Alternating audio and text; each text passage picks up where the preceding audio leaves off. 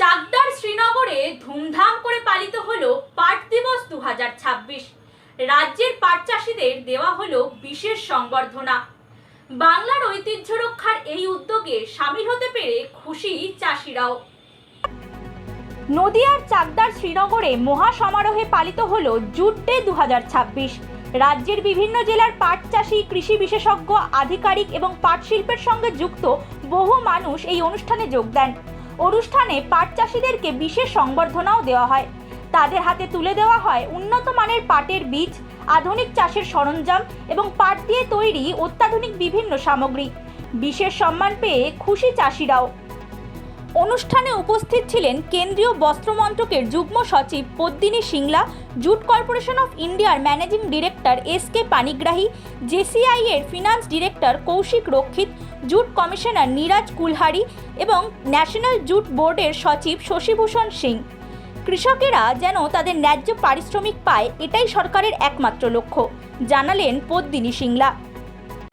Jute की जो फसल है उसका सही रेट मिले और उसके साथ साथ जो हमारी जूट की मिलें हैं वो एक हम रीजनेबल रेट में जूट बैग्स को अवेलेबल करा सके।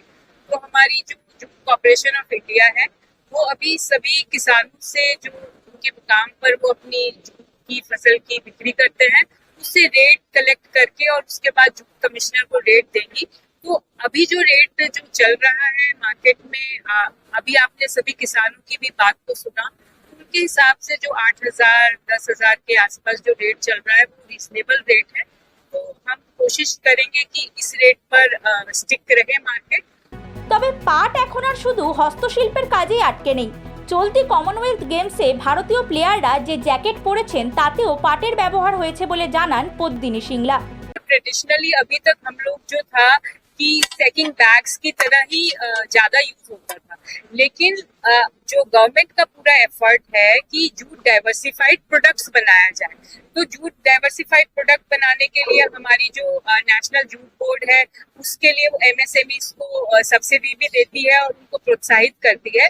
और मैं बताना चाहूंगी इस बार जो कॉमनवेल्थ गेम्स में जो हमारी इंडिया का कॉन्टिजेंट गया तो उनको जो उन्होंने जैकेट पहनी वो पहली बार हमारे देश में ऐसा हुआ है कि जूट को हम एक सेकिंग बैग का जो एक फाइबर की तरह हम उसको देखते थे, उससे हम उसको एक वेयरिंग अपैरल पर लेकर आ पाए। अगर ये चीज हमारी और सक्सेसफुल होती है और हमारी मिल्स इस तरीके की टेक्नोलॉजी को यूज करके जूट को अगर अपैरल में ले आती है और इसके এই বিশেষ অনুষ্ঠানে এসে শুধু সম্মান পাওয়াই নয়, পাশাপাশি পাট চাষের নানা প্রযুক্তি সম্পর্কেও জানতে পারেন চাষিরা। হয়েছে এটা কৃষকদের খুব মঙ্গলে, মানে এই যে বিজ্ঞানীদের সঙ্গে পরামর্শ, একসঙ্গে কিভাবে চাষ করলে কৃষিকাজকে পাটকে আরো এগিয়ে নিয়ে যাওয়া যায় তাদের পরামর্শ পাওয়া যায় এবং বিজ্ঞানীদের পরামর্শ কৃষকদের দিশা দেখাবে, সেজন্য এটা একটা খুব গুরুত্বপূর্ণ দিক। পাট দিবসের এই আয়োজন শুধু একটি অনুষ্ঠান নয়, বরং পরিবেশ রক্ষা, কৃষকদের আয় বৃদ্ধি এবং বাংলার ঐতিহ্য রক্ষার এক অভিনব উদ্যোগ।